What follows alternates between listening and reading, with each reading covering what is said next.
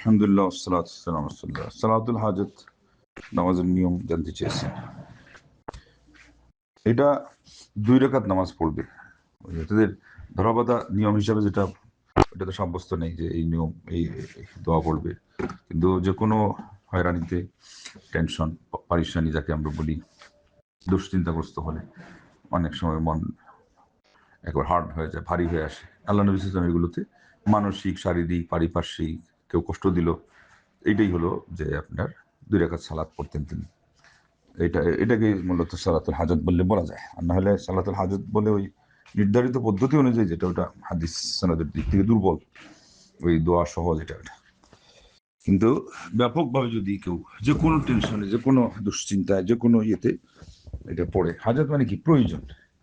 প্রয়োজন দুইটা দিক থেকে হয়। একটা হলো কোনো একটা বিপদ দূর করা, অনেক কষ্ট হচ্ছে, অনেক চাপের মুখে মানুষ পড়ে গেছে। ইসলাম কি দিয়েছে? 2 রাকাত সালাত। আল্লাহর সাথে যখন এখানে সংলাপ হবে, 2 রাকাত সালাত পড়বে ঠিক মতো মনোযোগ সহকারে, রসাতলে নেমে যাবে সব।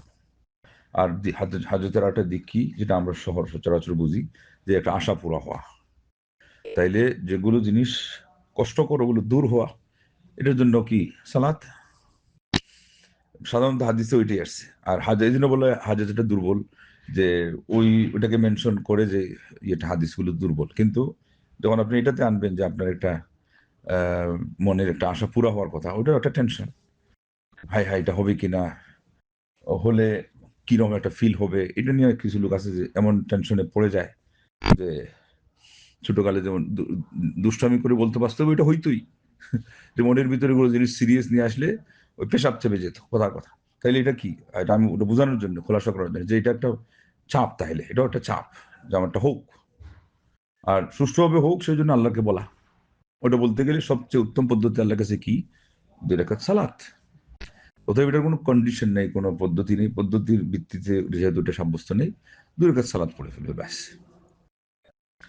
এটা স্পেশালি 2 রাকাত পড়বে, যেখানে ইস্তেখারের মধ্যে আলাদা করা লাগে না।